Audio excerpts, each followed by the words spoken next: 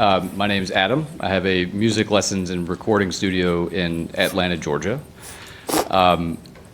And your content, you and Layla, what you've done has profoundly changed my life because you've put me out of my comfort zone in how I think. And so I sell music lessons to neurodivergent kids between 8 and 18. We have $500,000 of revenue. Awesome. I think we could be at $2 million of revenue. Yeah.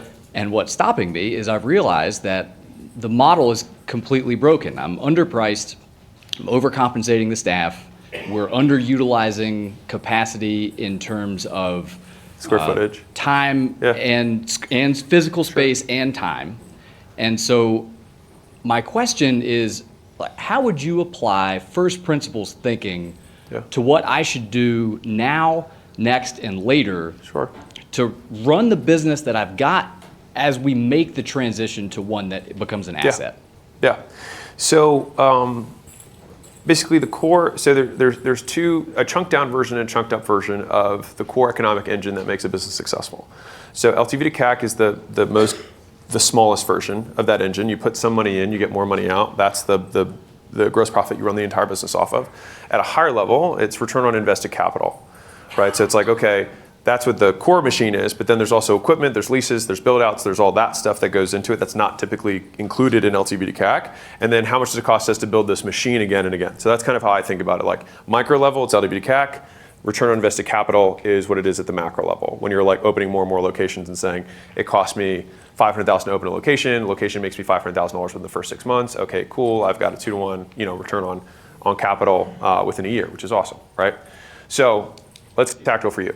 So the nice thing about the music business is that it's actually identical to the gym business, so I know a lot about it. And so the models that I have seen works unbelievably well have been semi-private models, number one, or the 30-minute, multiple times a week, much higher ticket. People stay 3, 4, 5 years with music lessons with their person. I prefer semi-private because I think you get more loyalty to the brand, and it's less about the music teacher who can then leave and then take all of those students and go private. And so I like semi-private in general. Also, I'm sure you could sell around the idea that they get a little bit more socialized, and it's probably good for them and all that jazz. And in terms of pricing, I want my gross margins to be at least 80%, ideally 90%. And so now you can do that when you're 1-on-6. Harder one-on-one. And so if let's say you have 6 kids, right, in a class, or 4, I mean you can level into it, but let's say it's 1-on-4, keep it math simple, and you charge $200, $50 per session times 4 kids is $200. You make $200 per session, right? Well, for you to pay for an hour of a music teacher's time, what does that cost? Right now, that would be $40 to $50. Okay, so that's 80% right there.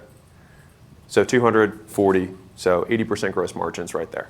Now, if you charge $60 a session, you'd be at 240, so then you'd be at like 84, whatever, in terms of gross margins, so you're above that. But that's my rule of thumb for brick and mortar service businesses, is I want it to be over 80. Ideally over 90, but I will not do a business if it has lower than 80% gross margins. Some people do, I just don't like to.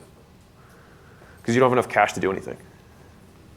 Right. And so then the question is, okay, how do we create the sales process and the positioning so that now you already are working with a special class of customers, and so I would imagine that you would be able to probably even more easily than a traditional music academy sell at a premium price.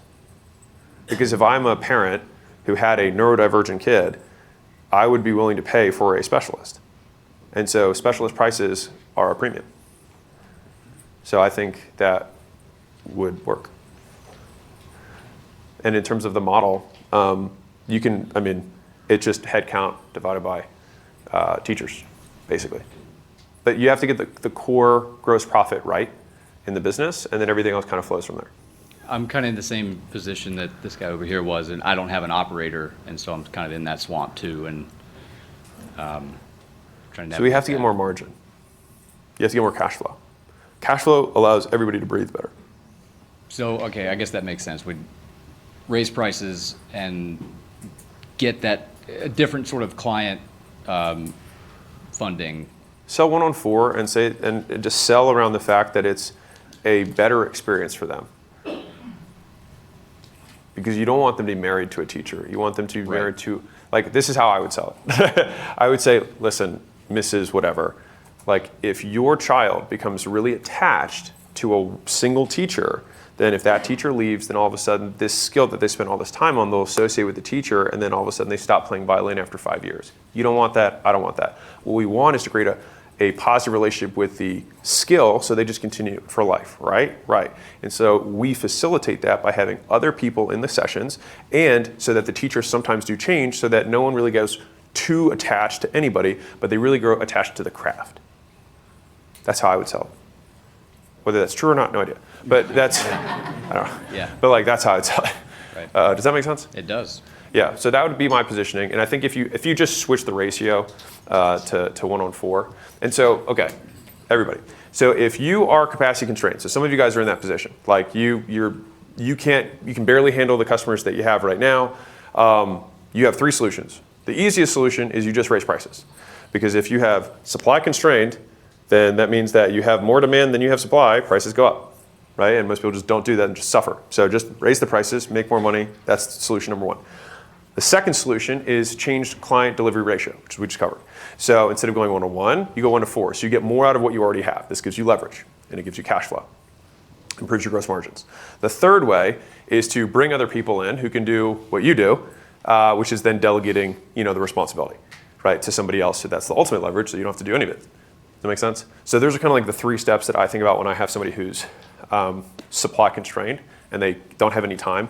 They can't grow the business and they can't sell more customers, but they need to sell more customers to grow the business, and it's the rock and hard place. And the nice thing is we start with price because it's the fastest and easiest one to do. You don't have to do anything. You don't have to change anything. You just say a different word and then you make more money. So our primary thing when we opened was 100% private lessons. Yeah. And so that's basically the only difference in the hypothetical gym in Gym Launch, which I'd read the whole thing on the plane over here. How I didn't know that book didn't exist until it's a good book. It's awesome. Yeah. But so what would the you can still have 1-on-1. You can still have 1-on-1. Just I would predominantly sell semi-private. Right. And if someone's like, well, I want the special snowflake treatment, then you're like, awesome, I'll give you this special snowflake price. Right. How would you design the initial offer for that type of model? The 6-week beginner challenge version. So I would have, so you would know the outcome better than I do. But it would be something, whatever the fast outcome that you can deliver to a kid who's neurodivergent, who picks up a violin, or whatever the instruments that you teach are, right? It's like, they'll be able to play this, like a song in this period of time, right? Now, it might not be good, but like, they'll be able to, you'll recognize it kind of, right?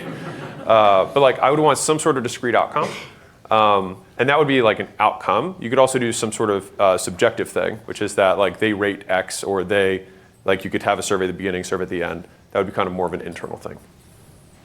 Got it. But yeah, typically you'll sell some sort of package up front.